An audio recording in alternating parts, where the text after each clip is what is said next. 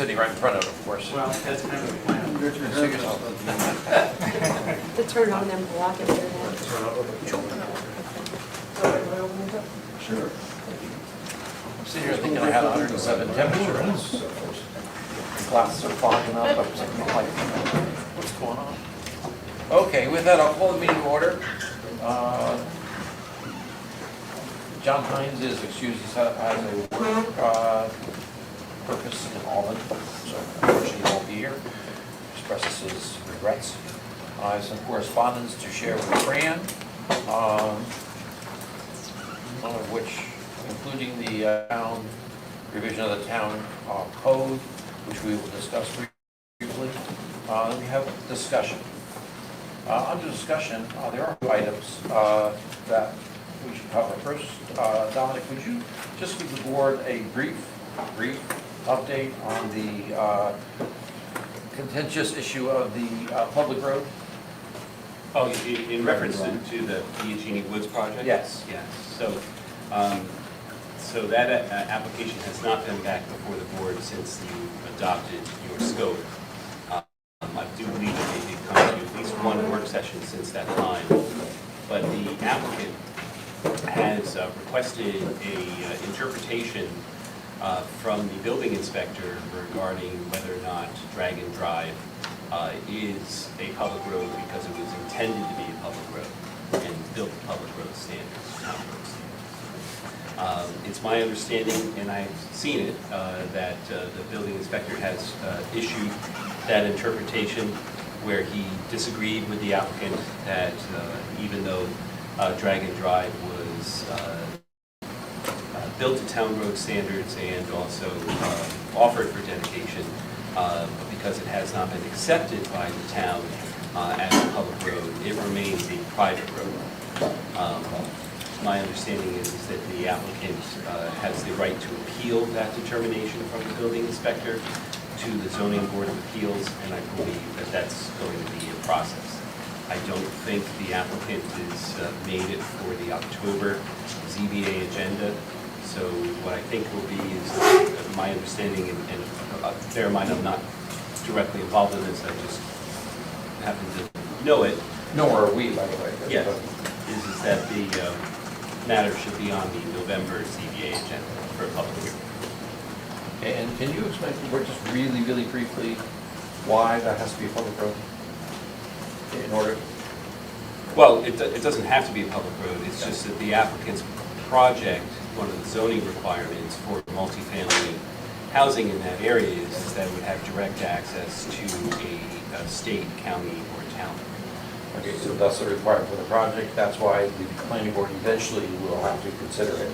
So just being aware of what the situation is, that's, It directly affects the nature of the application. okay. So to be clear, the project would require a waiver from the zoning board of appeals to allow them to access the project from the private rather than the public road in order to proceed? I don't want to opine on what happens or what the zoning board of appeals, what's within their jurisdiction. I'm just telling you where they're at. Okay, so the finding of the building inspector is that they do not meet the requirements of zoning under the current conditions and need to seek relief from the zoning board of appeals. Well, they don't have to seek relief from the zoning board of appeals. They choose to appeal his determination. Okay. Thank you, I appreciate the term of art. That's okay. I just, I want to be very careful, how we characterize and phrase. Sure. And the ZBA will consider potentially this request at the November meeting. That's my understanding. And the public will have an opportunity to comment there? Yes, it's an open public hearing. Okay, with that, I have also, Dominic, unfortunately, fortunately for us, but unfortunately for overall, to explain the three potential amendments to the town code. Let me bring the board up to date. Last meeting, we discussed and approved 5-2, opinion 5-2, in favor of forwarding one of them. The other two, many of you just received on Friday.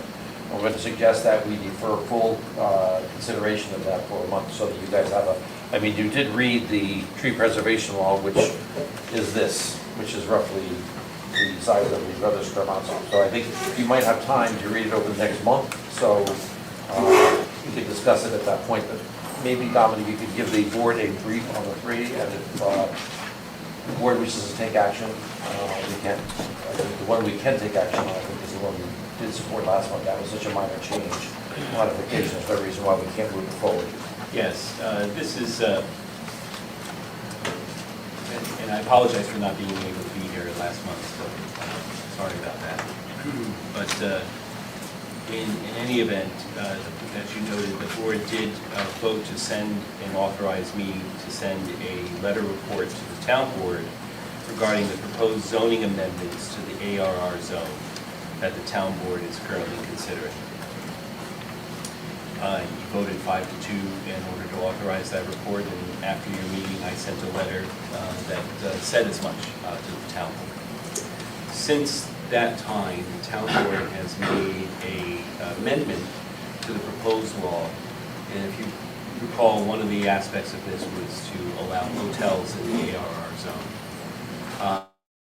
And so the town board has now revised that proposal to restrict any hotels to only being serviced by public water and public sewer. So in a sense, the draft that was before you last month has been revised to be more restrictive, to make it clear that hotels could only occur with water and sewer rather than individual wells and septic systems. And so as a result, that amendment is now before you. If the board is in favor of that, limited aspect of this, then I think the board could authorize me to send a letter now to the town board saying that you're either in favor of this or not in favor of it. Thank you, Don. Just on that particular point, does anyone have any change in their position from last time, or just? Just a question, is that solely regarding hotels? Yes, And so it doesn't include like a resort? but resort use was not allowed in the zone. Oh, okay. I thought that was in the original wording for that I area. thought it was hotel and lodging. So that's strictly for hotels? Correct. Not a bed and breakfast. Yeah. Does anyone want to change their opinion of the last time, and Dominic can go ahead and forward that letter, except with consent? I mean, I Consent? still am concerned about that area of the town for having the possibility of hotel and lodging. That's on the record, but if I'm not mistaken. So you will dissent, you dissented last time, so we'll take that as a no.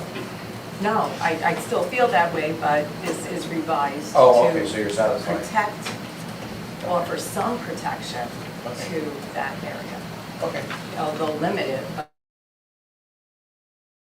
Anybody else want to change your opinion? Okay, with that, I think with the six, agreement on not present. Fair enough. So just to be clear, so the record's clear, that I'll be sending a letter to the town board indicating consensus to in support of this amendment to the previous law. Okay, and with that, Dominic, the other two, I'm recommending to the board maybe that you take a month to review those, and, but if, maybe Dominic could do a very rough and very quick overview of the other two. Certainly. So the first one that you have, well, there's two. The first one in my mind is the proposed tree preservation law. Right. That's been introduced by the town board. And the town board has scheduled a public hearing in October in connection with this proposed tree preservation law. This is something that the town's Conservation Advisory Committee has been working on for quite some time. I think that it's probably going on about 2 years now that the Conservation Advisory Committee has been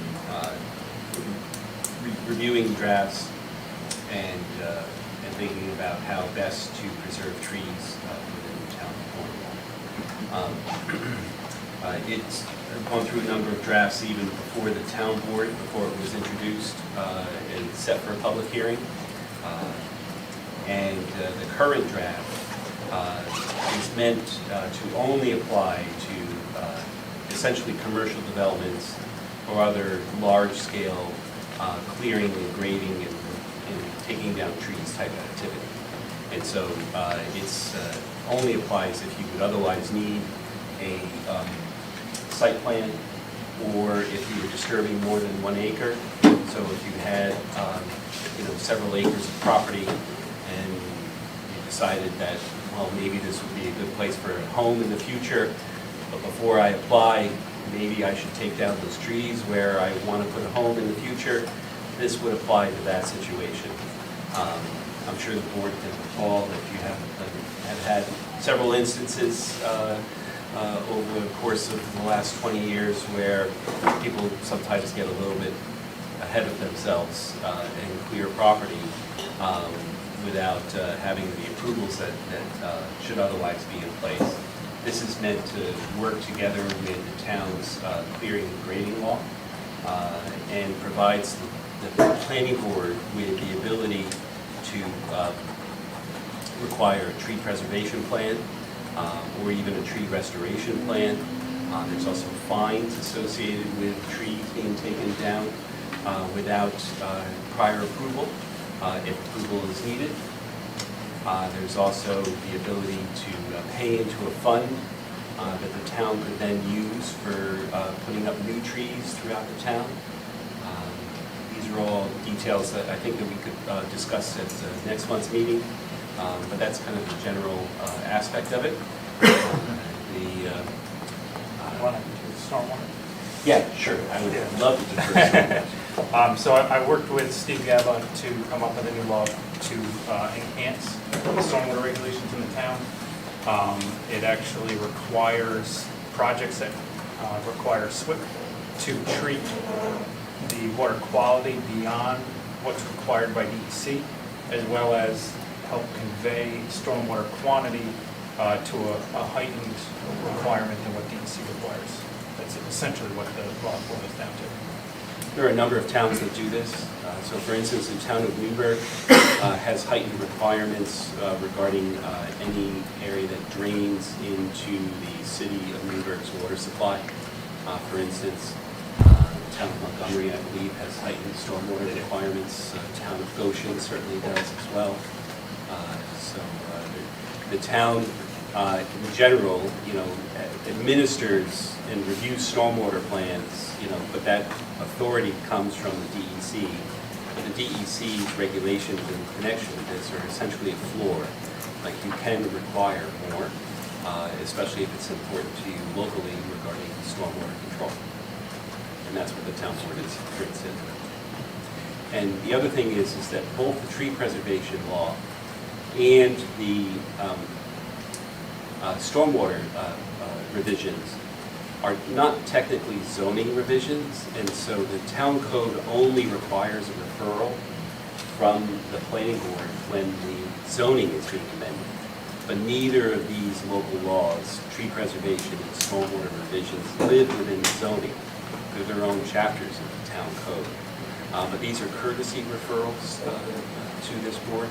And I think it's reasonable, given the amount of materials that's there. And it's, first of all, you have to live with them because you would be administering tree preservation essentially to a large extent.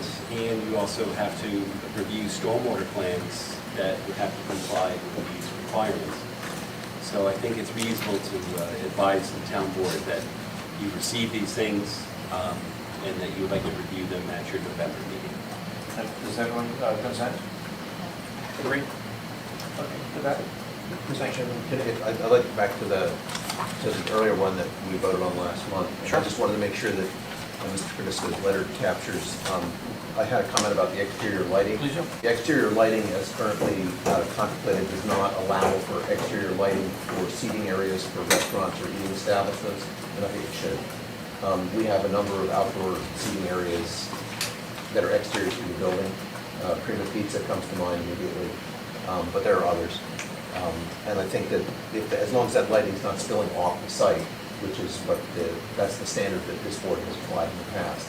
I think it's reasonable to have lights that are outdoor seating or patio area. Yeah, thank you. It wasn't, That's a very reasonable comment. it wasn't clear to me, and I apologize that was No, actually last a month request was- from the board. But if the board is okay with that, if there's no objections, I certainly will include that in my letter. I should say so.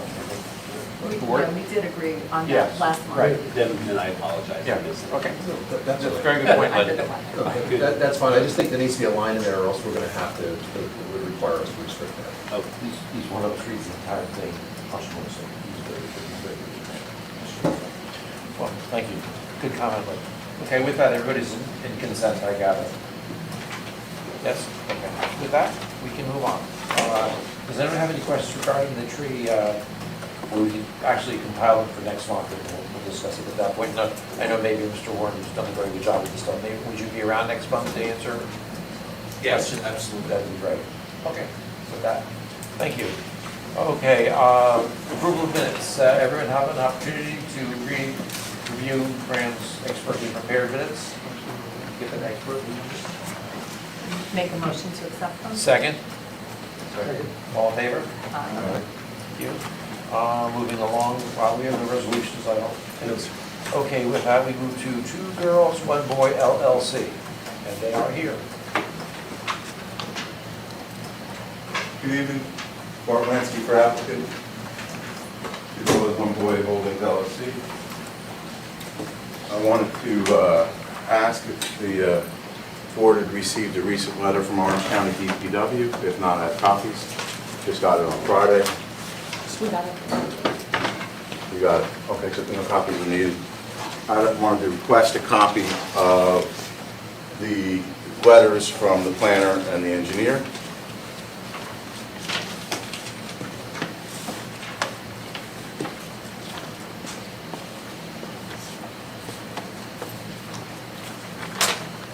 Thank you. And so in brief, since we were here last, obviously we got a letter from DPW, which is what I would call a subject to letter. So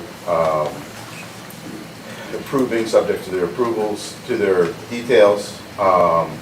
We received a letter, variance from New York State for the fire access lane. We've also received the requested variances from the ZBA. We've updated our architectural plans based upon feedback from the board and from other members of the community. I don't have a new rendering, but we have a new kind of facade. It's just, we got rid of the larger eyebrow dormer and did more doghouse dormers and did a brick facade versus the limestone to improve the contextualism. We revised our engineer plans, as I thought, in accordance with the comments with both the planner and the engineer. And I overheard a conversation regarding stormwater being an outlier. This application is based upon a 25% reduction in stormwater in accordance with the manual 9.21A1, and we have a 34% reduction, so we're well ahead of it. We're using pervious pavers, and I understand that the manual wants you to test if you don't have the right type of soils, which we may not have. They want you to add pervious materials below and put the right amendments to the soil in there. And that once that's done, it can be tested in situ. And my understanding was that that meets the stormwater manual. We're just under an acre. I know it's close, but we've reviewed the details in accordance with the request from the engineer regarding the retaining walls and the layback. We've changed and added the limit of disturbance on the plan. And in my understanding, we have addressed it in accordance with the New York State DEC Stormwater Guidance Manual. And I had understood that we were, after some months off, we had gotten the rest of the issues under control, and I was asking for a referral to a public hearing.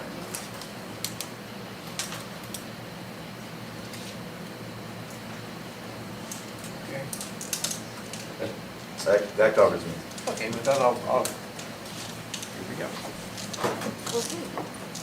Kristen? The bulk table is still not correct, after a year. It still doesn't reflect the correct variances. There are notes related to the fact that variances have been received, but the notes aren't correctly associated with the correct numbers in the chart. But aside from that, the lighting plan shows light fixtures in the parking spaces. That's going to need to be adjusted, but the lighting plan has been now provided. The landscaping was updated consistent with our previous comments. Mr. Lansky mentioned that architecturals of full floor plans were not resubmitted with this submission, were they? They were. Were in the plan set or separate from the plan set? No, separate from the plan set. So the architecturals, the floor plans still show, they show 56 seats in the bar and lounge. And your site plan, the site plan is correct, has been updated to reflect the fact that this board in June approved a 30% waiver. So 30% waiver of 75 spaces. Your site plan shows 53 spaces, 54 total spaces. Your floor plans show 56 seats in the bar and lounge area, and they show a patio with a rooftop lounge with no seating at all. So that was one of my questions, is it realistic to show a lounge area with no seating at all?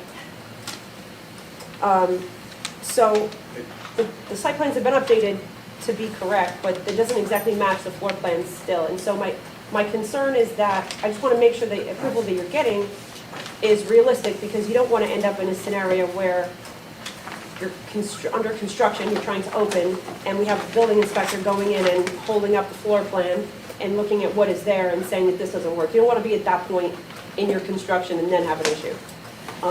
So I just want to make sure that the site plan with respect to parking is correct. It reflects that in June we adopted that 30% waiver. The planning board adopted the 30% waiver. So that's correct. But I just want to make sure that the floor plans that you want to be approved match exactly what you want to do, and that the floor plans match the site plan, everything matches. You want to make sure that that's correct now. You don't want to come back later when it's an issue and you're trying to open.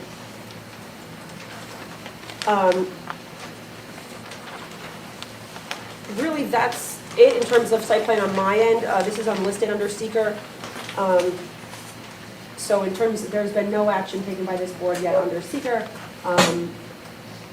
Generally, at this point, we're kind of waiting for utilities, water, sewer, stormwater to be signed off on by the engineer. With that, let's find out what's Sure. needed. So, as Mr. Lansky alluded to, the limits of disturbance have been added to the plan. However, and that limits of disturbance identify the total disturbance to be 0.99 acres, whereas 1 acre is the threshold for a stormwater pollution prevention plan. However, the limits of disturbance do not include some disturbance, which would be behind the retaining walls where they have to be installed, as well as the grading on the adjacent lot for the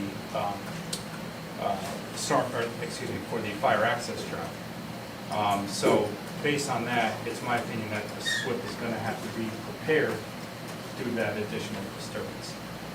With regards to the fire access, as Mr. Lansky stated, they did get a variance to 24 feet from 26 feet for their secondary access to the site.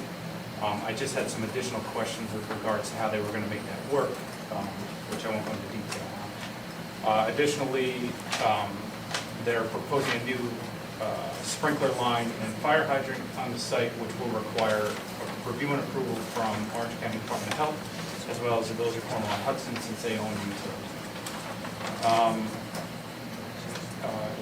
Also, as Mr. Lansky stated, there was a conceptual approval from Orange County DPW for the improvements to Main Street, subject to technical items that can be worked through with their office.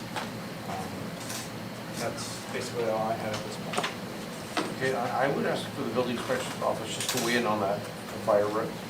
Sure, a couple things.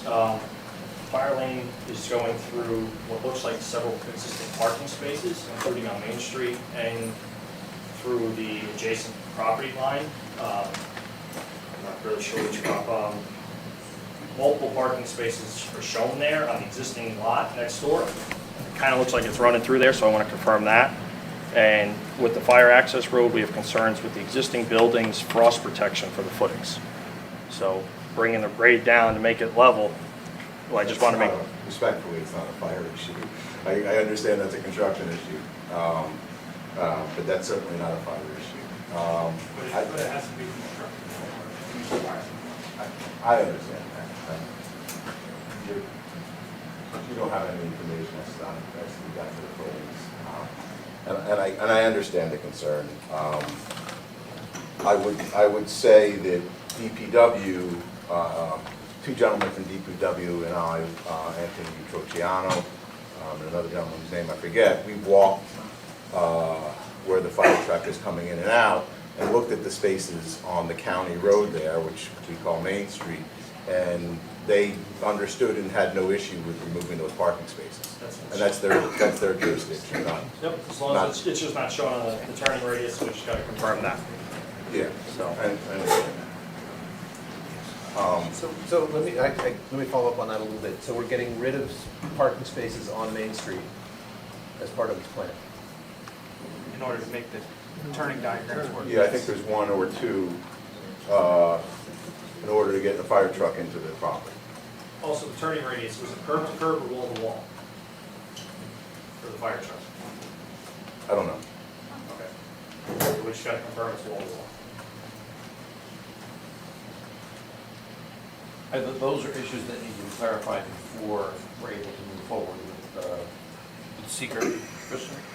Secret, yes. Yeah. Okay, so let's make sure we have these issues down, or the questions down, and we can respond. I would say, with regard to the disturbance being .99, we did spend some time, and the retaining wall is inside, or it's supposed to be shown inside the limit of disturbance line by just under 2 feet, which is what I need for my layback. And so that was the intention of the drawings. If they don't properly show that, I understand, but I do have a calculation drawn where the .99 came from my engineer, which I can forward to the engineer's office to confirm that that's what it is and how it was done. Sure. That, Have you worked with the engineer? I have not. so, And it's been some time since they've been to a planning board work Right, session. I understand. So that might be helpful to have a planning board work session, or the board may even want to authorize Sean to work directly with the engineering interface with him prior to the work session, so that it could be even more productive. Yeah, the limits of disturbance are very tight, so I guess I would look to the planning board's engineer to work closely with the applicant to ensure that that .99 is accurate. I mean, we've also added disturbance potentially for the proposed easement.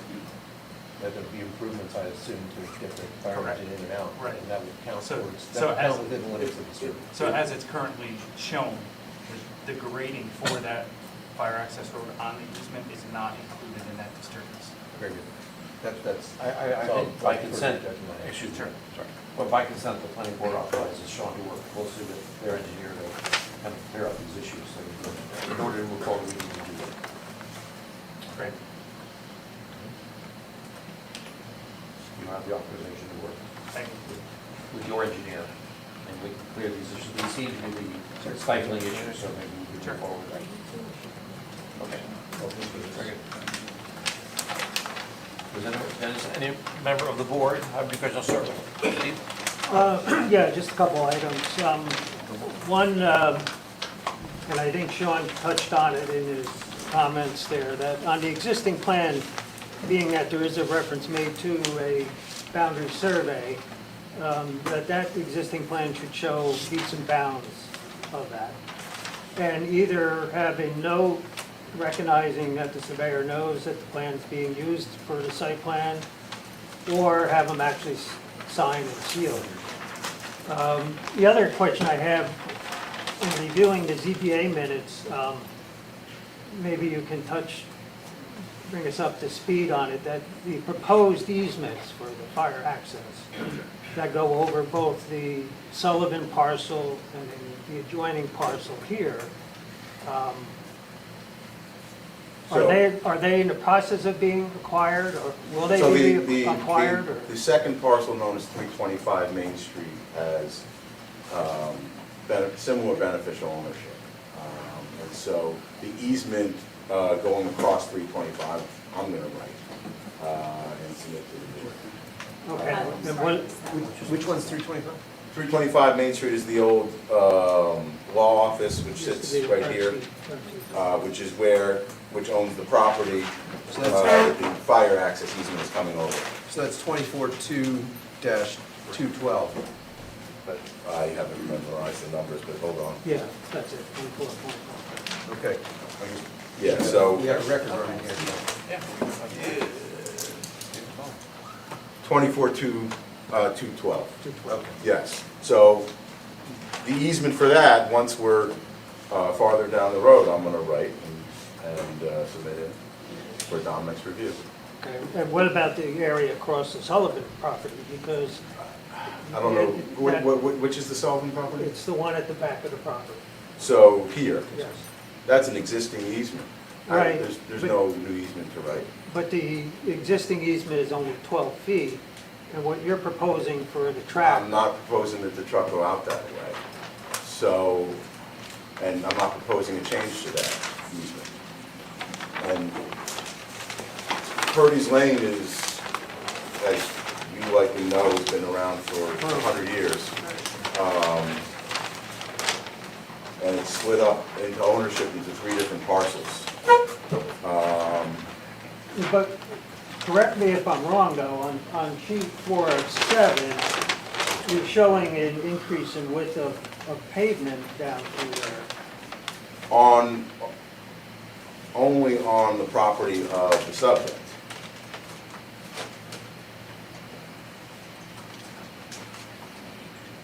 So if you look at the fire truck, it has access here where the red lines are. It does not go out this way. I'm required to have 2 means of ingress and egress, and I have those. That's the idea of getting an easement over the property known as 325 Main Street.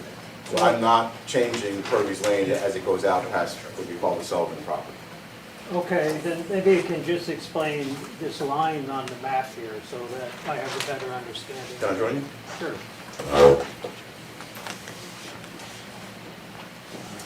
This line that you're showing here, and this line that you're showing continuing here, here's your 12-foot easement. I interpret this as an extension of pavement, being as it follows what's coming out of the parking lot. This is way beyond 12-foot width of the easement. I do see what you're saying. I understand why you would interpret it that way.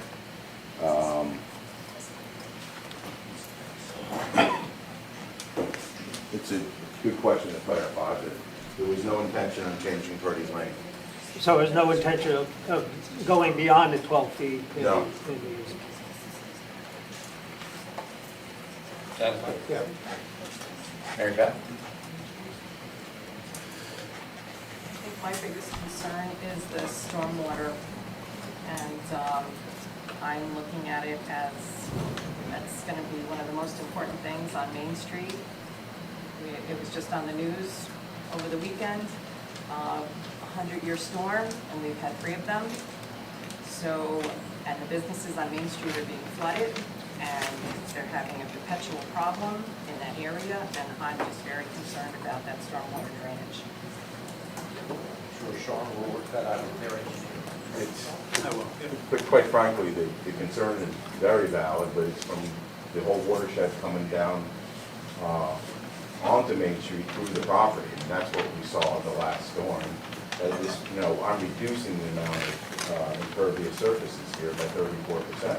So this property has been in existence since the 30s, and we're dramatically reducing the amount of impervious surfaces. And the town has the engineers working on the stormwater issue from up the hill. And that's the major part of it.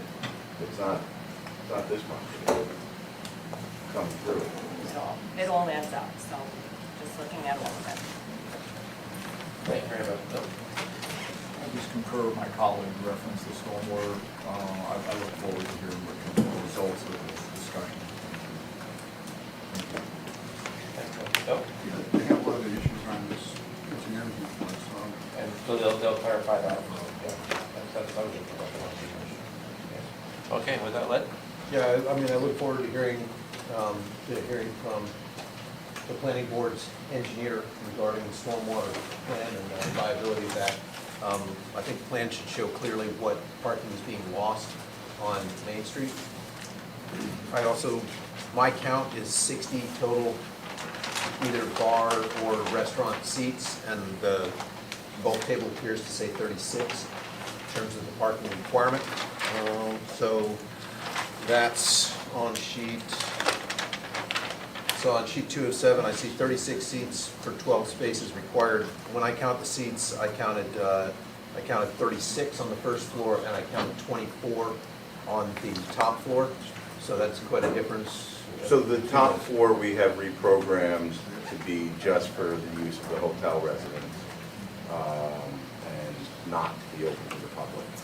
So that would not be open to the public. Yeah, that was part of the change in design. Okay, that's not made clear in the current plans I've submitted. Fairly. So the 30, if 36 is intended to count only the first floor, then certainly the plans would need to reflect strongly what's going on the top floor there. I was also wondering, you showed an architectural rendering, so the intent is that the parapet is the railing for that roof deck? So you have a set of windows that's sticking up there? Parapet is the railing. Yeah, so those windows are essentially your parapet. Is it empty back behind there, like open to the sky, or? No, I mean, roof on there? there's a floor here, and I wouldn't call that a parapet. Essentially, these dormers, they create, almost, you can imagine those as little sitting areas where you could sit at the window inside there. But they're dormers in a mansard, and the mansard's gonna continue around the back. Okay, so On the where very it back- says roof lounge, that's actually a covered space, that's an interior. That's covered space. interior. That's just interior here, and it's for the hotel residents. Okay, so top floor lounge, now a roof lounge would imply an outdoor or exposed space. Yeah, I could change the verbiage on that. Okay. And the round lounge and roof lounge would need to be clearly called out here as not being open. Fire access, I had a question for our fire expert who's here. So fire access to, I gotta make sure I get my bearings here. To, I believe it's the west wall, right? So right against Fiddlesticks there. The current access plan shows good fire access to the southwest corner. Verizon building. Clear fire access along, that's essentially the west wall of the building. So that's what the second means of egress entrance is, through between Canterbury going up in. That's our second means. So maybe if you, yeah, a second, I'll just show you what I'm talking about. So these rooms here will be occupied, 4 floors. Yes, you can get lateral. Oh, okay, so the ladder's working from that southwest corner and can access all of this. Most, yes, but they need the two means, it doesn't say full access on both sides. This is the lateral area, Okay, this is the second means for another truck, pumper, tanker.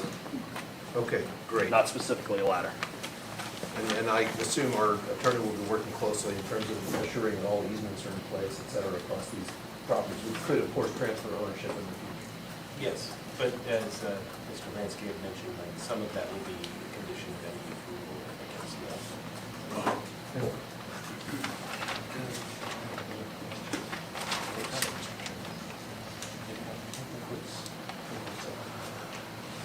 Thank you very much. Good. Thank you. With that, we'll have Sean, you'll be working with their engineer, and hopefully maybe come to the work session this month. We you guys can work it out, and by next month, we should be able to have some understanding of what the status is from an engineering perspective, and hopefully move to a public hearing. Thank you very much. Anyone else need an easel? With that, we have Plotkin subdivision. Good evening. My name is Vince Petersak, here for Plotkin Subdivision. I want to apologize to the board, there was an error on my maps I submitted.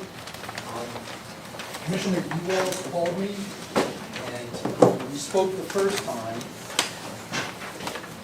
he wanted me to remove everything, but he was just referring to the parking lot on parcel A. Thank you. So the applicant will be putting in the crosswalk, the ballards, and the culverts across the railroad as part of the improvements along the road. We've added notes to address some of the concerns regarding the endangered species. And we did all the joint soils, both the defits and percolation testing, which all passed.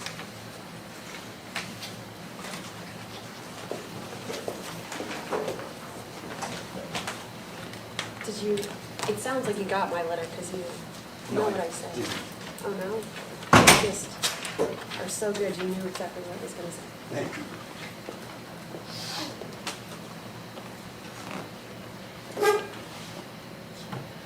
The applicant is going to dedicate parcel A to the county, and I believe OSI is eventually going to give the property to the county for the rail trail. Excuse me for 1 second on that.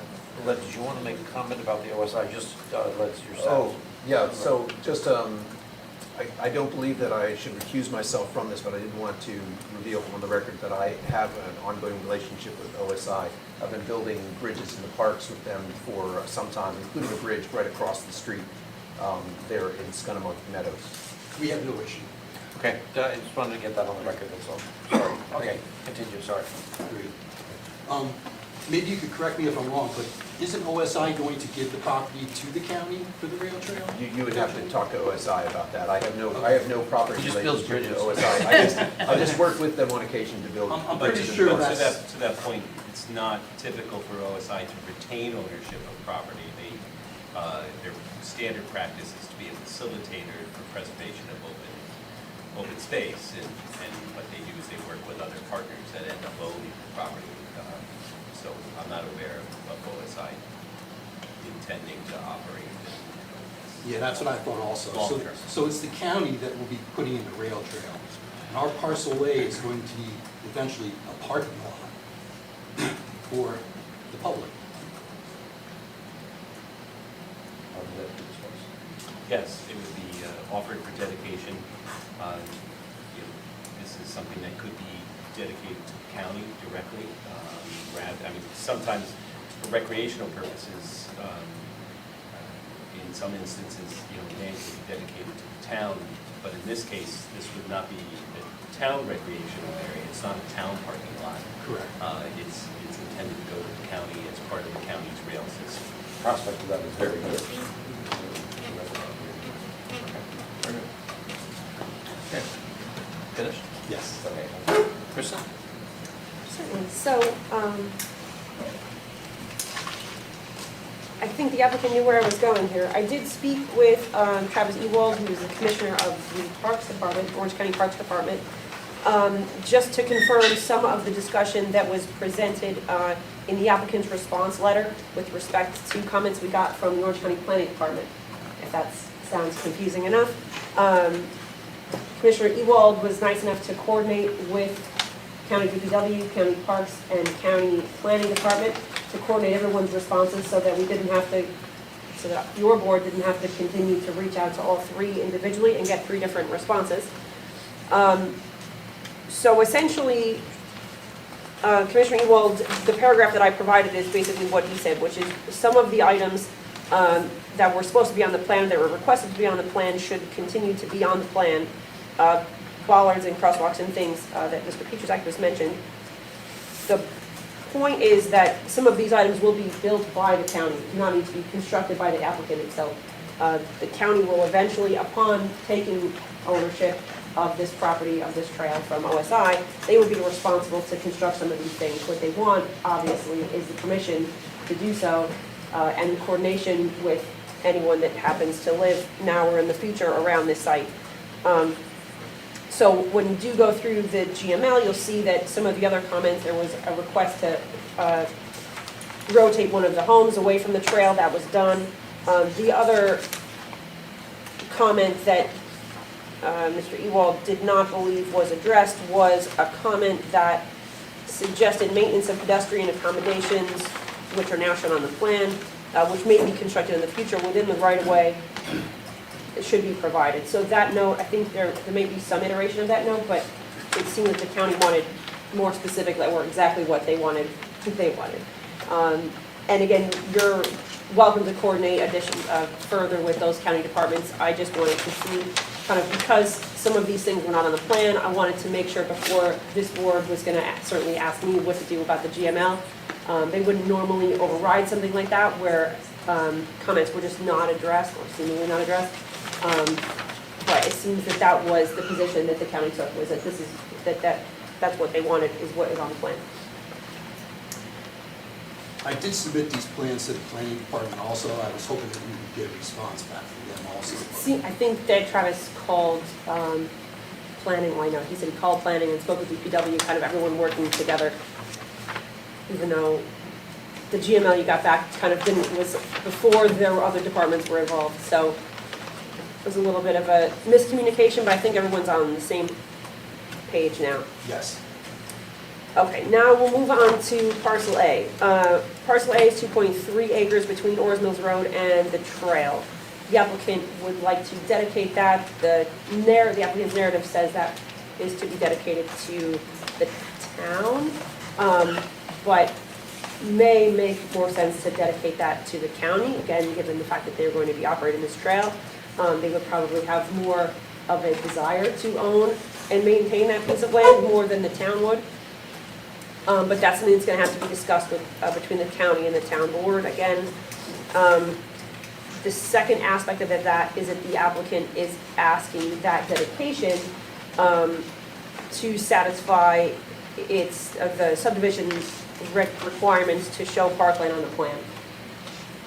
So it is a few moving parts there. The subdivision regulations obviously require every subdivision plat to either show parkland or for the applicant to agree to a payment in lieu of parkland, which is probably more typically what this board sees. The applicant has asked that that dedication count towards that parkland. It's the way that the language, and Dominic, I don't know if you took a look at it, but the way that the language is, it's really not clear who has the final word on it, but really the town board's gonna have the final word on seemingly whether or not the town accepts that as parkland and whether or not they accept it to go towards that particular requirement. Yeah, I think the best thing to do is to consult with the town board attorney and see what his take is on the proper procedure for that, so that the board can consider that as part of any approval to make sure that we're accommodating that. Is that something that we would be able to? I'll And the applicant would be I know willing where to he pay is. if it comes down to that. We figure we might as well ask. Yes, that's understood. I think at this point, the applicant's requesting a public hearing. Yes. Well, wait, don't review. Kristen, you finished? Yeah, the applicant is unlisted, excuse me, the application is unlisted under seeker. We have a full EAF. I did want to, of course, another thing that Vince is out in front of me on. The EAF identifies the project site as having potential to provide Indiana bat habitat. And now they've added the other notes related to the other species, so that's good there. So I have no additional seeker comments. I defer to Sean. Okay, Sean, just 1 second though. Leslie, did you have a question about the maintenance agreement on this? Yeah, so there's a kind of a slightly unusual thing here that you have a private road that then runs across county property to reach Route 94. And so the first question that comes to my mind, including a pretty steep slope, there's like a 90% slope on one part of that. And the question that comes to my mind is snow removal and maintenance of the drainage structure on that private road. There's a significant drainage structure shown at the bottom there. That drainage structure and access road are principally to the benefit of the residents of the 4 lots. To me, it would make sense that the private road agreement leaves the responsibility for maintenance of the drainage features, the road and the roadway itself, in the hands of the residents who benefit from that. We agree. But I wasn't sure what the, of looking at our attorney, because it's a little unclear to me. We've got a private road running across county land. Or county land running across private road, you should say, correct? Yeah, I suppose. Lord, OSI, is OSI a signatory of the private road agreement, and then it transfers to the county, and the county's got to accept said private road agreement to make it all work. So it would be a complicating factor, I think. That would be I think what complicated. they're suggesting is that just the homeowners are going to maintain that system. Correct. Yeah, there'll be a maintenance agreement between the 4 lots. Perfect. I just wouldn't want the private road agreement to be an obstacle to the transfer of the property to county maintenance and ownership. It's a good concern to have. I think it probably would be when it comes to the county. I actually discussed that with Commissioner Ewald, trying to get the county to maintain the road, that section. And it was agreed that the 4 lots would take care of that road. So that'll be a maintenance agreement, right, Tom? Correct. And that would be filed. Okay, and that would be some part of the condition of approval for the. The road maintenance agreement certainly is required under your subdivision regulations, but this particular agreement is going to have to touch on all these other things too, because the county, in the GML, they offer specific requirements that they're going to want to see in that maintenance agreement. Perfect. So everyone's aware of the potential complication here, and that's good Oh, to yeah. unfold. Thank you. The more government layers you add. And we'll be working with all the agencies to make sure everything's completed. Thank you. Okay, Sean, sorry. No problem at all. So to directly answer your question, I don't believe there's any open secret items at this point for this application. I did have minor comments with regards to drainage, and I agree with Mr. Peterzak that these septic systems are designed in accordance with the requirements in Appendix 75A. One more additional item that we haven't covered yet, we will need conceptual approval from the Orange County DPW for the curb cut for the private road to connect over to Mills Road. That's it. Okay, with that. With that, Don, does that allow us to schedule a public hearing? Yes, sir. Okay. Does any board member, Steve, comment? Mary Beth? Everything's been covered. Bill? Bill? Just got a question on that number 9, Sean. Why 2 septic tanks in series? I didn't either, that's why I raised the question. It exceeds the requirements of Appendix 75A, but I didn't know if that was a drafting error. I'm sorry, what was? There's 2 septic tanks in series for each dwelling. Oh, that was in case they needed a water softener. Excuse me? In case they need a water softener, you would need 2 septic tanks in series Really? for a water softener to be installed. I don't understand, but, In case the water's hard, when they drill the wells yeah, and they install the water softener, I understand. we'd rather have them put the dual septic tanks in now so that it won't be a problem after the fact. Because if you leach field, take care of the water, the septic tanks take care of itself. Well, with the new requirements, they require a dual septic tank or a larger septic field. I didn't know that. Thank you. Thanks for the update. Okay. With that, I'll ask for a motion to schedule a public hearing. So moved. Second? Second. In favor? Great, thank you very much. So that's still the same.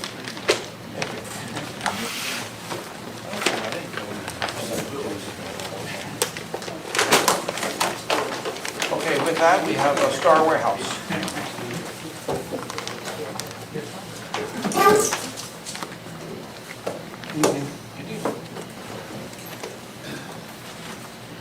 Vince Peterzak and John Dahlgren, Warehouse. Yes, and so just to update the board, we received comments a few months ago on the final environmental impact statement from members of the board and your consultants, and we responded to those. We resubmitted September 20th with revisions and a letter that outlines the responses specifically. And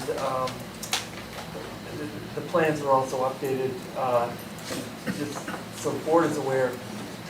One of the requests from the engineer, Sean, was to locate the Central Hudson gas line on site prior to construction, and just so that everybody knows where it is, and the elevations were surveyed, so that was done in the field with representatives from Central Hudson, Sean's office. So other than that, I think the bulk of the revisions were related to the plans, minor things, and we took care of that. And then clarifying some of the comments. Okay, so the question on the table will be, just so to forecast this, is whether the board will accept the EIS as complete. So we'll be kind of like focused on that. With that, I'll turn to Kristen. Certainly. So did review the FEIS, that was the revised FEIS that was submitted. I have no additional text changes for the FEIS. I found that all the comments that I had were responded to in the document. Once the document is deemed complete by the board, I will prepare the necessary notice of completion, and we'll do all of the circulation. We'll have to go to the EMB, and then there'll need to be a 10-day consideration period. Their guess on what that means is as good as anybody's is. It's basically a 10-day pause on the document that agencies and the public are able to consider that document.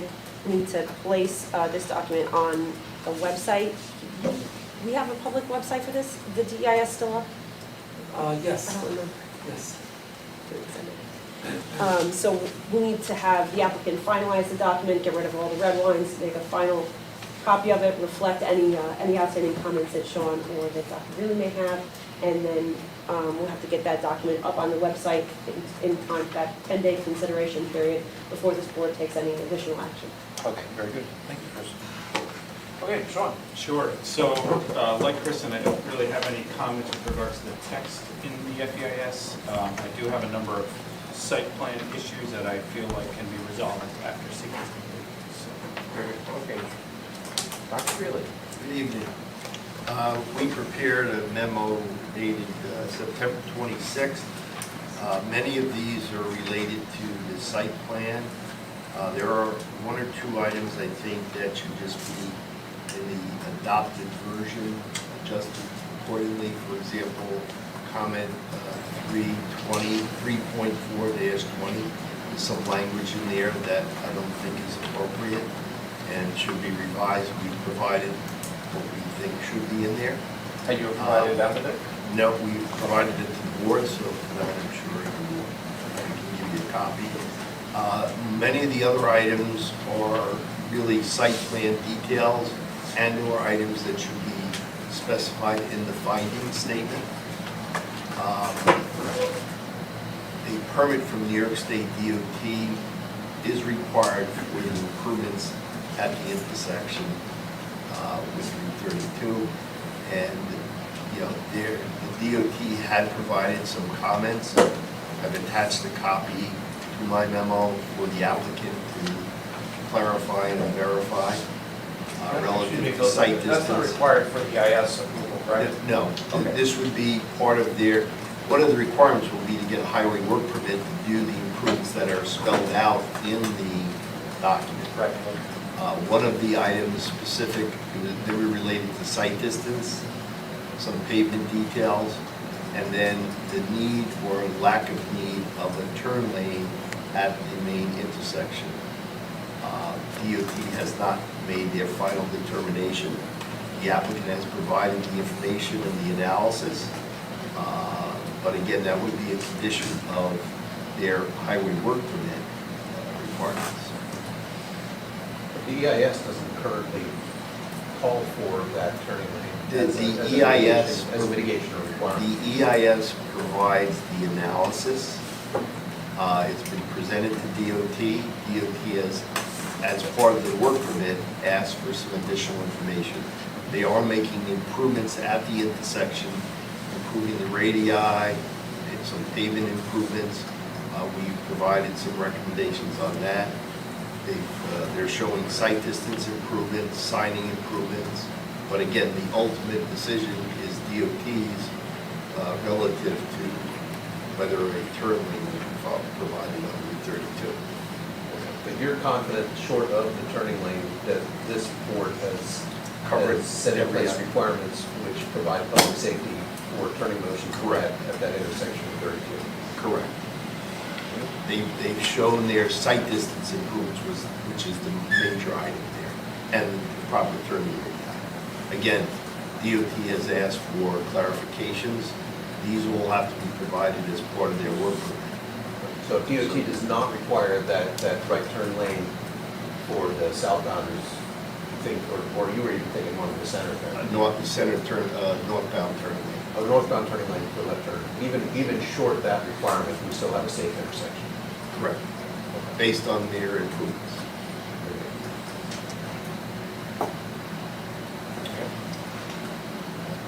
Good with that? Steve? No comment. And that? No comment. No? No comment. No? But page 2-6 and 2-7, and now I'm not turning to the applicant, but instead to our attorney on this one. I am still, as I have been for some time, very unclear about exactly whether this applicant seeks to sever their responsibility for shared fire prevention, and states pretty boldly, I think, in the FEIS that they don't have, that at the conclusion of this work, they will have severed that relationship with between lots 19 and 20, with previously shared fire responsibility. I believe that to move forward, we need to assure fire safety for what was a combined system, so it's, okay, so now the applicant wants to sever that relationship and have it not be a combined system, but then it is the applicant's responsibility, in my mind, to make sure that we have a safe system resulting at the severance of that relationship. And I haven't seen a letter from the adjacent property owners saying that they're all good with the end of that previous maintenance agreement for the fire system. So I don't know what that all means legally. It doesn't seem to me to be in the interest of public safety to have the one lot sort of at sea while the other lot is perfected. I'm really glad we're going to see an improvement in fire safety as part of this application for one of those two lots. But the other lot, could potentially see even a degradation in fire safety because of the removal of some parts of the system or the lack of shared responsibility for that system. So that part I think is kind of unresolved until we hear from the adjacent property owner that they acknowledge the severance of that previous firefighting relationship. But if I could, there's a lot there. Yeah, it's complicated. And so, what's before the board at this particular time is consideration of adoption of a final environmental impact statement. And so you're evaluating environmental impacts. A lot of the concerns that you raised are valid concerns. All the concerns that you raised are valid concerns. Let me rephrase that. It's just that some aspects of those would be likely to be conditions of any approval. For environmental impacts, this applicant's proposing to remove that existing fire tower, which by my understanding, after years of hearing about it, I understand it doesn't work. So I think the existing system that's out there is non-functioning and has been non-functioning for many years, if not decades at this point. So removing that system, I think, it's hard to see a scenario where removing the actual tower that's non-functioning tower somehow, impairs the other building that shares, this area. And the current owner then has full rights to do. Okay. Yeah, it was about to get there. So in the FEIS, the applicant states that they're proposing to remove the tower. I would think that as part of any condition of approval, the applicant will have to show that they have permission from the adjacent property owner that has shared rights to this non-functioning tower, that they can remove that tower. So, because I would imagine that would be a condition of any approval in terms of that tower is going to have to come down at some point in the construction sequencing for the construction of the new flare caps. But if I could, actually, Please do. it might be appropriate at this point to touch on a little further on the FEIS process. So a final environmental impact statement, it is a document that basically responds to all of the comments and concerns and issues that have been presented as part of this particular application. You had a draft environmental impact statement, you had public hearing, you had public comment, written public comment on that draft, and now this FEIS is a response. And unlike a draft environmental impact statement where it's the applicant putting forward their proposal on what the project entails and what the appropriate mitigation measures should be, this is different because even though it's been prepared by the applicant, the FEIS, because it is your response to the comments, essentially. You're adopting this document rather than just saying it's ready for public review. And so I think the consensus of your consultants is that this document is in form now where it could be adopted by the board, subject to the revisions that Mr. Greeley had laid out. You also have other technical engineering comments that are outstanding that would be site plan related, but you're not at a point yet where you could consider site plan approval because the FEIS, the adoption of the FEIS actually triggers some procedural requirements. So it has to be amended to address Mr. Greeley's comments. They'll have to confirm that it's satisfactory as far as that's concerned. And then once that happens, it actually has to be printed. It has to be sent out to all the involved and interested agencies. It also has to be posted on the website and put wherever else the DEIS went for this project.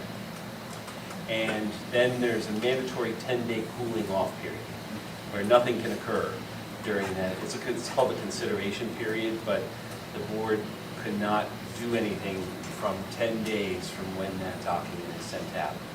But then there's also a requirement that you adopt a finding statement within 30 days. So it starts these two clocks. Does that make it 20 days, or does that make it? It's within 30 days of adopting the FEIS and it's being circulated. 10 days, don't do anything, but within 30 days, you have to actually conclude the secret process with the written adoption of the finding statement. So I defer to Kristen and to John Dahlgren as to whether or not, who takes the laboring oar on drafting that. But once again, this would become a document that could come before this board that is, and the finding statement is going to summarize everything that has come before it. And lay out. So in theory, if we accept the IS now, then we go into this 10-day sleeping period and then a 20-day extra period, so we could actually have a completed document by the next meeting? You would have to consider the finding statement at your November meeting, assuming that Mr. Dahlgren and Mr. Greeley can get together and the document gets out. And, if the document doesn't get circulated until the end of October, then it's too soon to consider it at the November meeting. Right. But I think November 6th is your next meeting, so. Kristen? Correct, meeting is Oh, November correct. 6th. Yeah, so it sounds like there's just one item where the text needs to be revised, but like I said, in addition to that revision, you're gonna have to give me a final version, no red lines, updated date on the document, and that should be it. All the appendices are in there, so you're gonna have to get it up on a website as well. I don't mind writing the finding statement, I can do that. Sure. I think we'll have to, consider the schedule a bit, because I think November 6th might be a little tight, and just processing all of this and preparing the finding statement, having. There's no default approval here, but these are recommendations for seeker Right. as far as, So what if the 30-day time frame or 20 plus 10 or 20 minus 10, however you can do it, if it's not met, is it just automatically roll over to December? it would go to the December meeting, and I'm sure the applicant would be reasonable, especially if there's some delay in getting the document out. Because remember, this clock doesn't start tonight, it starts from when actually the document goes into the When's the mail. comments are Correct. responded? So it doesn't hurt anything to move the smoke ring tonight? Correct. My recommendation would be that the board adopt. And that would be yours as well, right, Kristen? What is my To move it forward. Yeah, absolutely. Like I said, I can have a draft finding statement by November 6th, not an issue. Okay, well, with that and any deliberation on board, would you like to consider accepting the EIS and kind of taking this thing forward, subject to the responding to the questions that were raised by the engineering and by Mr. Gilly? Steve? Yes. Mary Beth? Yes. Absolutely. There seems to be a lot of I'll bonding. only say we are confident that a path is in front of us which gets the existing water tower down.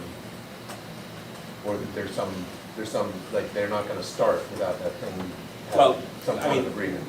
looking ahead, like, is that, I am sure that, first of all, it's something that's going to be shown on the plan, if it's not shown already. So we're gonna capture that as part of the site plan You know, approval. but it would be a condition of any site plan approval, but the applicant also has to be sensitive as to when they request site plan approval, because Town of Cornwall site plan approvals are valid for 1 year, and only 1 year. They're not, there's no extensions that are provided for in the code. So, we've had this scenario before with a number of different projects where, they've taken it up to a certain point, concluded the environmental review, have essentially final plans, but then say, actually, we don't want our 1 year clock to start ticking yet because we have other things that we're still working with, perhaps with the DOT, or they're just not ready to start construction, because they might not be ready. So, the town of Cornwall is a little unique in that scenario, is that other towns allow extensions, but the town of Cornwall does not. And is that a good thing? Every town is idiosyncratic. Given that we have the opportunity to resolve fire issues as part of the site plan approval, I would also support adopting. Bring that up on a motion on the table to accept the EIS. The FEIS. This would be adopted, I apologize. technically it's adopting the FEIS. Or shall it? Okay, with that, I'll ask for a motion. So moved. Second? Second. All in favor? There you go. Thank you. Thank you very much. Thank you very much. Okay, good job. It's good seeing you. With that, Dominic, do you have anything? I don't think so. We covered the local law referrals.